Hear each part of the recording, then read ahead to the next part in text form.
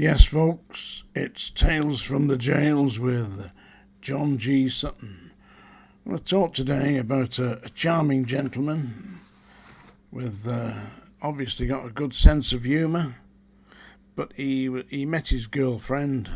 Strangely, he met his girlfriend by being introduced to her by a man called Peter Sutcliffe, also known as the Yorkshire Ripper. This lady was introduced to a man called Levi Bellfield. Here we have a picture of him, Levi Bellfield. Yeah, he looks a friendly kind of guy, don't you think, for a serial killer? Yeah, he also murdered that 13-year-old girl, Millie Dowler. He's currently serving life times 3. A whole life sentence is times 3. And he's imprisoned in His Majesty's Prison, Franklin, which is in Durham. He's serving time alongside another friendly character, Ian Huntley, who is another murdering shithouse. Yeah, but Levi Bellfield, believe this or believe it not, applied to be married whilst in prison, and the lady that he was introduced to by Peter Sutcliffe has agreed to marry him, except the government has been trying to stop this. But now this is another thing that's hard to believe. Poor old Levi Bellfield. They didn't want him to get married. So what do you think he did, folks? Yes, he applied for and was granted £30,000 from the taxpayer in legal aid. He used the legal aid to appeal against the government's decision not to allow him to get married, and he appealed to the European Court of Human Rights under his human right to be married behind bars. There's no way he's consummating the marriage. There's no way they can live in a married situation. He is a prisoner serving life times 3, and he'll never get out. But the woman that he wants to marry says that she's an absolutely intelligent woman. She isn't hooked on serial killers. She just happens to be in love with Levi Bellfield. Now, Levi Bellfield murdered 3. He's serving life for 3 murders. Yeah, one of which, as I said, is Millie Dowler. He was known in the press as the bus stop killer, as he picked women up on public transport and grabbed them. In civilian life, before he was imprisoned, he was a nightclub doorman. So he'll be a big hunk of a fat bastard, won't he? And when he raped numerous women as well. He'd started his offending at the age of 13 by committing burglaries and theft. So he's got a life of crime behind him, and now, thanks to the good old taxpayer giving him legal aid, he's defeated the government. And it was Dominic Raab who said there's no way he's getting married, but there we are when he was the Justice Minister, or whatever he was, and before he resigned for bullying people. And he was wrong, because the legal aid system got him a lawyer who appealed against the government to the European Court of Human Rights, and there it is. Levi Bellfield is now going to get married at HMP Franklin, and I wonder who's conducting the ceremony. The Reverend Lucifer. Yeah, or if he's being married by a Satanist. Yeah. What a wicked, horrible bastard, killing that 13-year-old girl. But at least something good comes out of it. He's going to get married, keep this lady happy by writing to her, you know. It beggars belief, doesn't it? Yeah. When I was in the prison service, I took people on to weddings, you know, but usually when their family were getting married, you know, like a father in prison, and he was allowed to attend his daughter's wedding, I took them on that.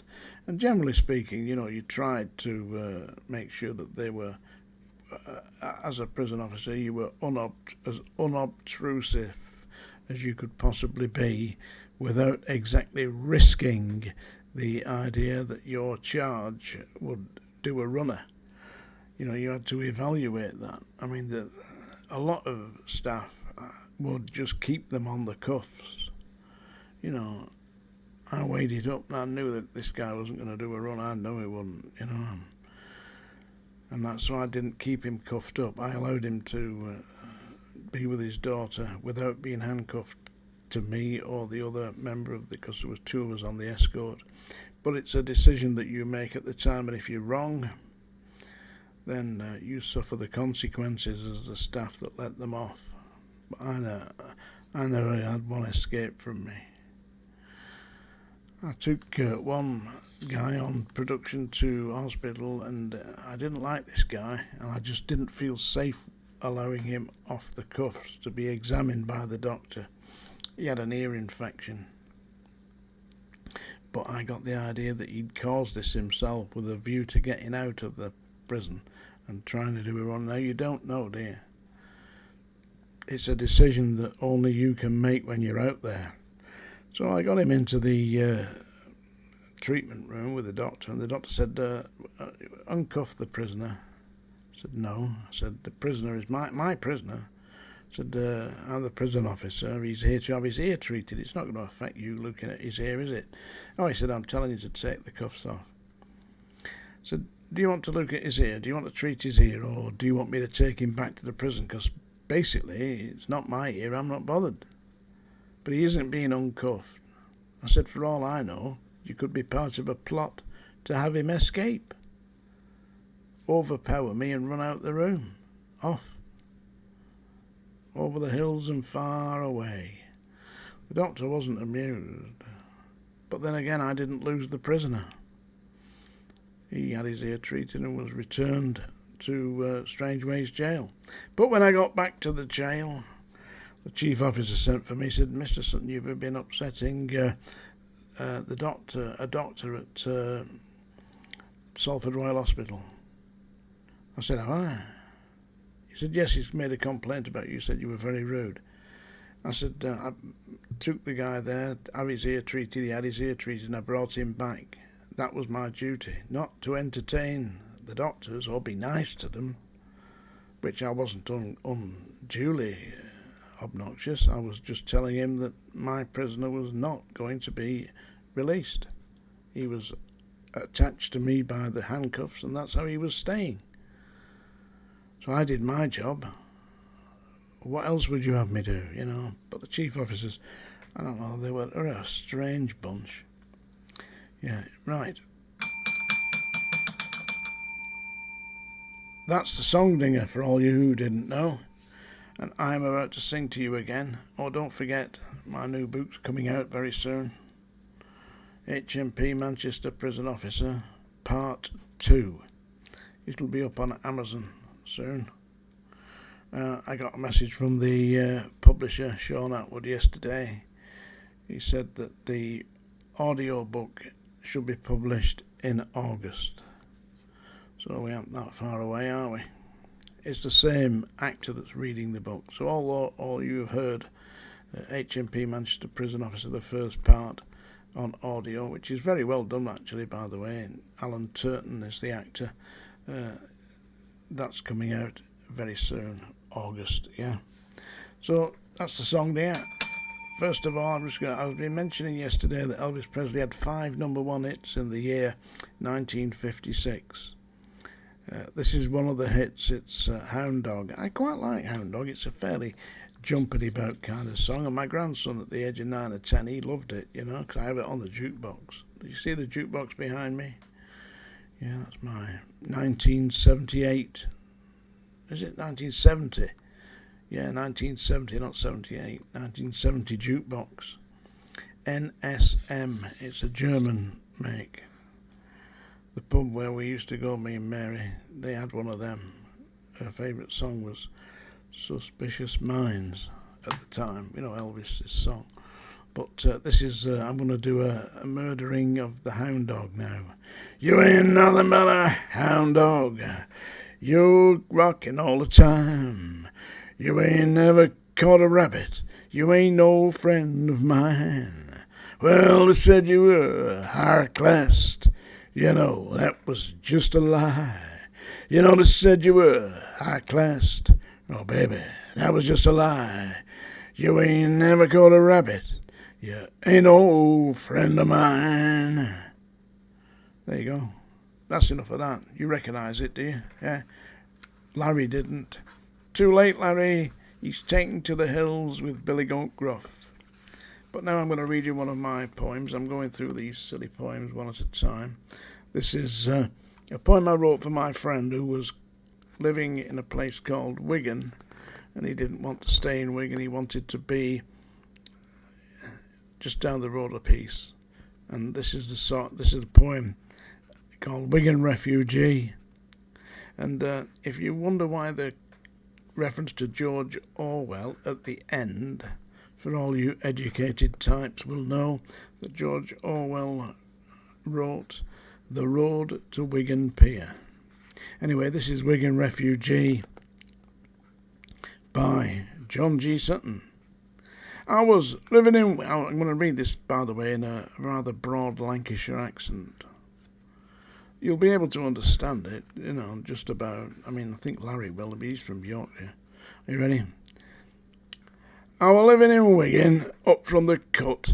Every time the wind blew, the doors banged shut. The plumbing was knackered, the kitchen was a bin.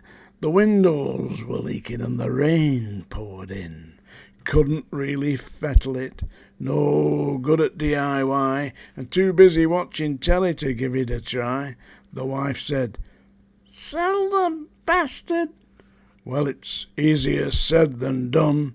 We put it on the market and no bugger come. 12 months later, waiting to flit, stuck in stinky Wigan, up from the pit. A stranger came to view it. I shook him by the hand, pointed to the pitscape, said, "Ain't it ruddy grand?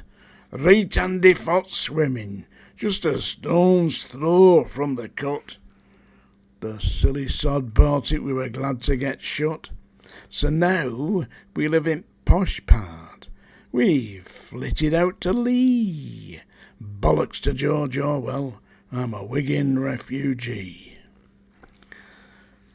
That's Wigan Refugee by John G. Sutton. If you want to know what a cut is the canal, because it was cut into the ground, you see, so they call it the cut.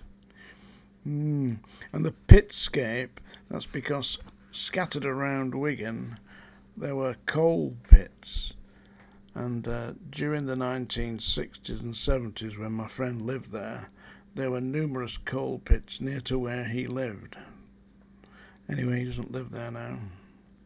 He flitted out to Lee. Flitted means to flit, to move. Yeah, you learn something new every day, don't you? Turned out nice again. He was from Wigan. Tales from the Jails with John G. Sutton.